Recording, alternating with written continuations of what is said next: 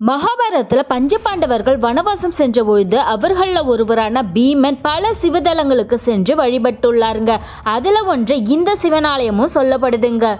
இந்த கோவில் எங்க அமைந்திருக்குன்னு பார்த்தீங்கன்னா, காஞ்சிபுரம் டு செங்கல்பட்டு செல்லும் சாலையில வாலாஜாபாத் அருகே கீழ் ஒட்டிவாக்கம் என்ற அழகான கிராமத்து ஏரிக்கரை ஓரமா இந்த அழகான ஆலயம் அமைந்திருக்குங்க. இந்த திருக்கோவிலுடைய மூலவர் பீமேஸ்வரர் என்ற திருநாமத்துல அருள்பாலிக்கின்றார்.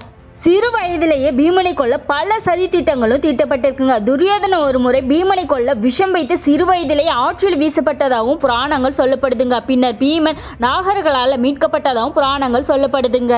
பஞ்சபாண்டவர்களே பீமன் என்பவர் 10,000 யானைகளுடைய உடல் வலிமையை பலத்தை பெற்றவருங்க. இந்திரனால கூட போரில் அடக்க முடியாத கோபமும் வலிமையும் கொண்டவர் பீமன். இந்த கோவிலை பற்றிய முழுமையான விவரம் கொண்ட வீடியோ நம்ம சேனலில் இடம்பெற்றிருக்கு. நீங்கள் என்னமோ நம்ம சேனலுக்கு சப்ஸ்கிரைப் பண்ணலன்னா சப்ஸ்கிரைப் பண்ணிக்கோங்க. நன்றி, வணக்கம்.